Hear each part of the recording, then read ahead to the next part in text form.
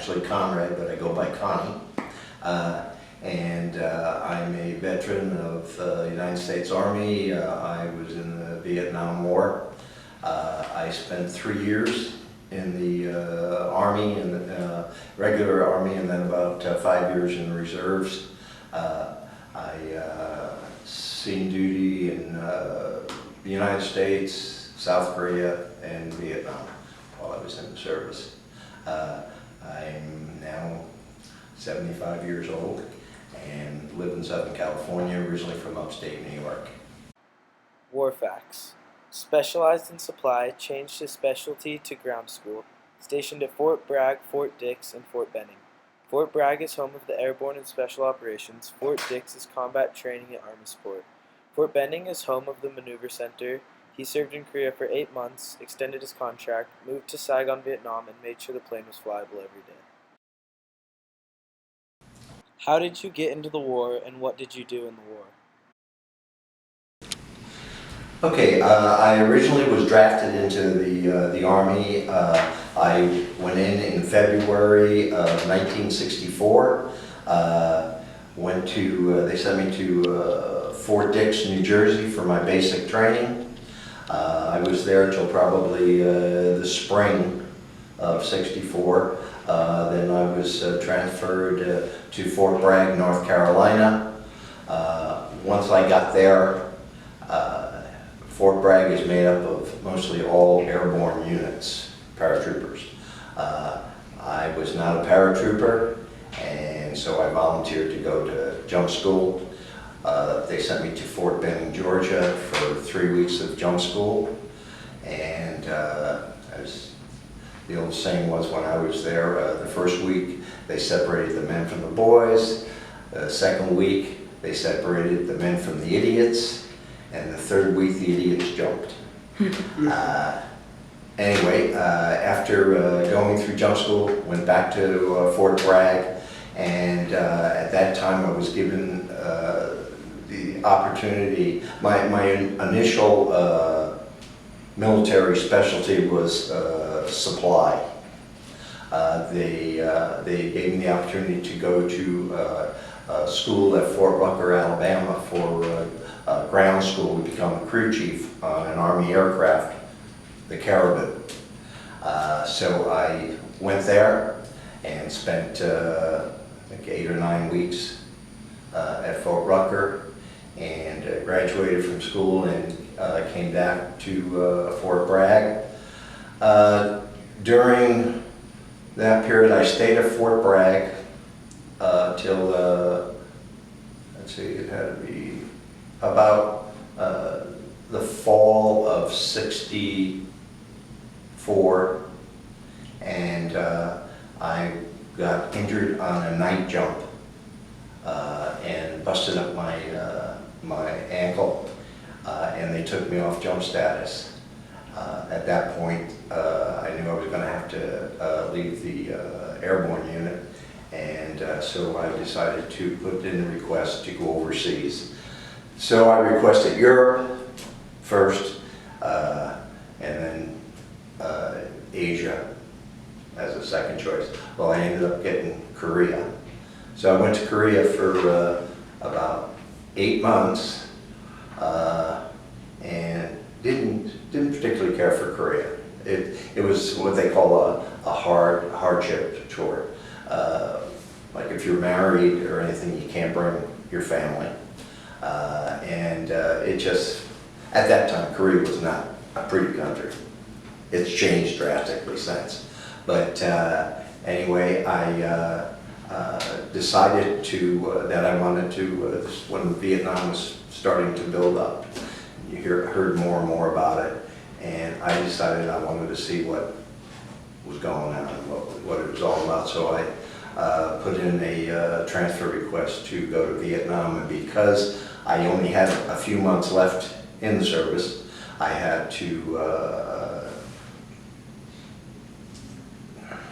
I forget what the term was, but I had to sort of extend my tour so that I could complete a full year in Vietnam. Once I did that, my request come back approved pretty fast, within like 2 weeks. And so they let me take a 2-week leave. I went back home for a couple of weeks, and then I had a report to my next station, which was I had a report to Saigon. Flew to Saigon.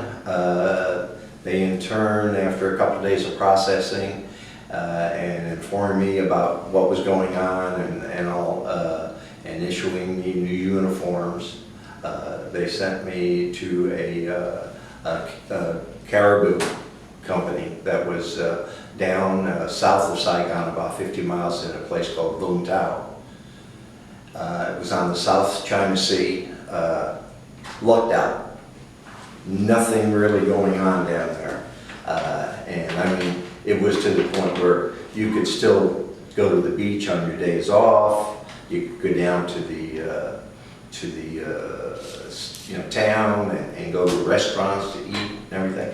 Just wasn't a lot of activity there. What we would do, usually my job would consist of making sure the plane was flyable for the next day, checking everything out. If something needs to be fixed, I would pass it on to the mechanics and all, and then I would fly with the pilot and the co-pilot, and once in a while there would be an assistant crew chief also.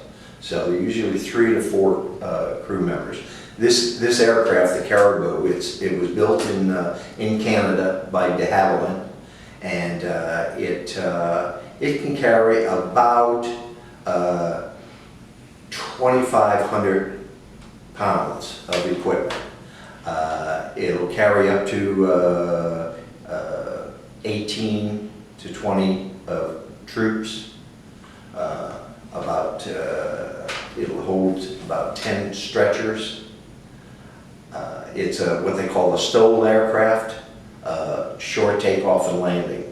This is the type of aircraft that you see that'll dive into a spot, and we could land on a dirt strip under 1,000 feet and take off from that. So this type of aircraft, like I say, it would just dive in, and then when you would go to take off, it was just almost straight up in the air, But anyway, we would fly runs every day.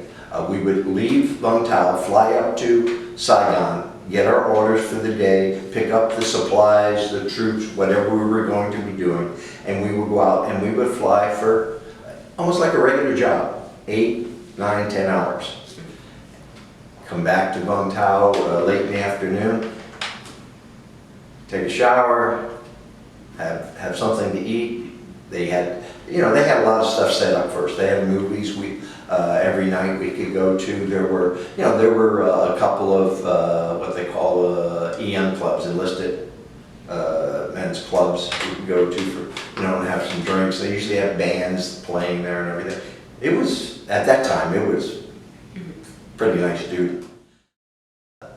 Later on during my tour there, things started heating up, and we found ourselves at times getting shot at when we were landing or taking off.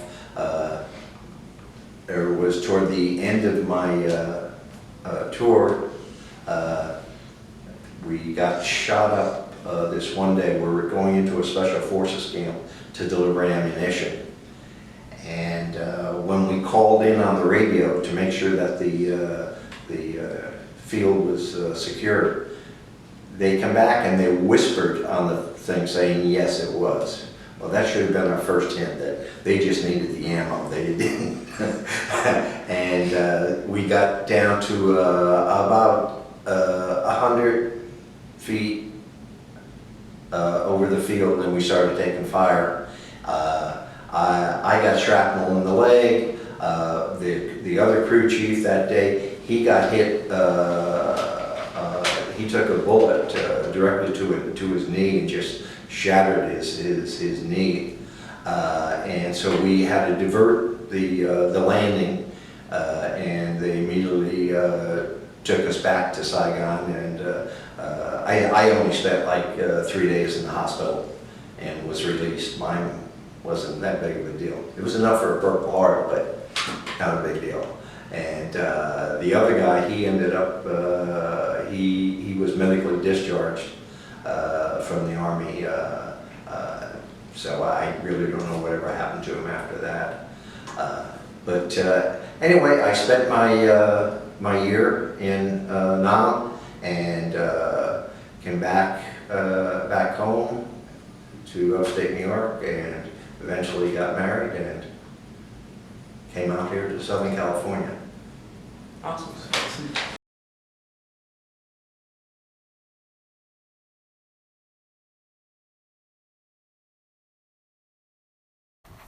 Conrad was in the service for 3 years.